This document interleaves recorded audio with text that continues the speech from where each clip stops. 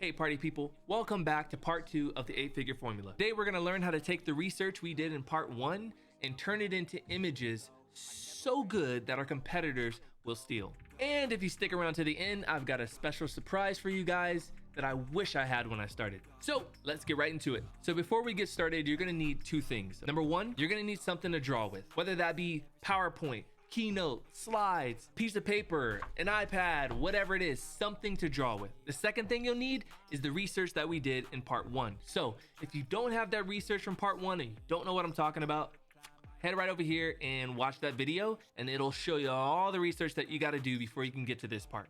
Okay, now with that out of the way, let's jump into this. Now, there's 3 keys to having listing images that convert like crazy and having competitors steal them. Key number 1 is make sure your images are easy to digest, okay? A customer should be able to look at your image and know exactly what you're trying to get across. Which brings me to number 2, the message needs to be crystal clear. What you're saying needs to be clear. No room for misinterpretation. 3, you need to make sure you're using relatable copy and images. You can find this stuff from the research we did in part 1. Your goal with your images is to answer as many of the customer's questions or objections as you can in as few words as you can and few images. Here are some examples of exactly how to do this. So first, we have this kitchen container thing, right? This storage container. And you'll see, if you look at their image, you'll see that they called out exactly what questions customers would have. Is it dishwasher safe? Is it refrigerator safe? Is it microwavable safe? Is it toxic or is it not? You look at this image and you automatically get the questions answered that you're looking for. Here's a second example. This is a dress. Questions that ladies may have to do about the cut, but one of the things that they might be wondering is, what is the fabric like? And look what they do. They literally add a picture of just the fabric where you can actually see what the knit is, so we can see what this material would feel like in our hand. It answers the customer's question super simply, and yet it does look kind of good. Here's a third example. This is an iPhone camera protector. This image clearly demonstrates what makes them different from their competition without really having to read. You look, others, them, one's clear, one's not. And so they call out what makes them different really quick in one image. Here's another example. This is matcha green tea powder. There's one image on here that I thought was really cool. This image. They show you exactly how the product is packaged. Maybe this has to do with freshness. Answers the customer's question really quickly. Here's another one, a USB printer cord. No need to worry about run-ins with your pets. How many of us have pets that chew on our cables? Answers the questions. As you guys saw, those images, they're not complicated at all. They're super simple, but they did a really good job of getting a point across. I'll also have links to all of those listings in the description below for you guys to go and check out. So with that in mind, let's make our own images. By the way, can you guys do me a favor? Let me know if this is helpful. Drop a comment below,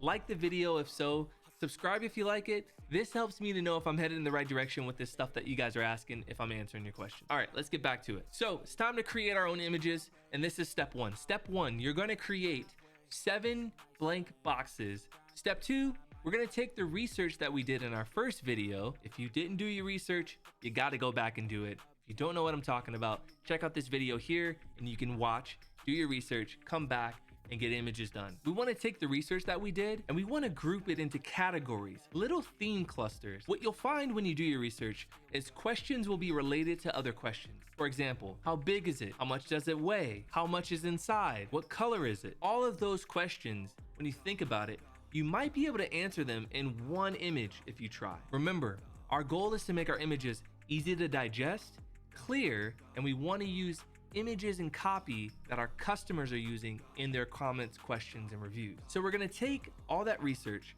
and we're gonna start to cluster the questions into little groups, and you'll start to see little groups form. This is going to help you to be able to start to craft images around ideas of things customers are asking. Here's a pro tip. The more you do this, the more you'll start to see ideas mesh and go back and forth, and you'll start to be able to tie them together to create images that answer ideas that are in different piles. Take some time, but you'll get there. Step 3, we're gonna take our little clustered groups, and now this is where the creativity begins. So now here's what I want you to do. I want you to go image by image, and I want you to take these clusters of ideas and start to formulate pictures in your mind of how you can articulate or convey that message across as simply as possible. I know you're not an artist, but we can use Google. So here's what you do. You come up with an idea, try and Google what makes up that idea. Here's what I mean. Let's say I wanted to make an image of water falling onto my product. So here's what I do. I'd look up water droplets,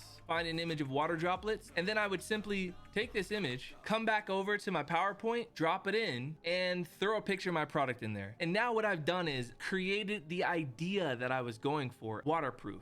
And then you take some text, throw it on the image, and there you go. You got yourself an idea. That's all we need right now. So you're gonna go through all of these images and you're gonna try to put together these ideas. Just use Google, pull images from Google to be able to put together ideas. And this is where we head to the fun part, getting the images created. You can head over to websites like Fiverr, Upwork, freeup.net, Yelp to find designers to be able to give your ideas to and have them take it and turn it into an image. The image creation process is a back and forth thing. You can jump on Zoom, you can jump on Loom and just record a screen recording of what you want, send it over to them, and then that way they can hear and see what you're saying, edit it, send it back, and you gotta get closer to what you want faster. Okay, here's step 4.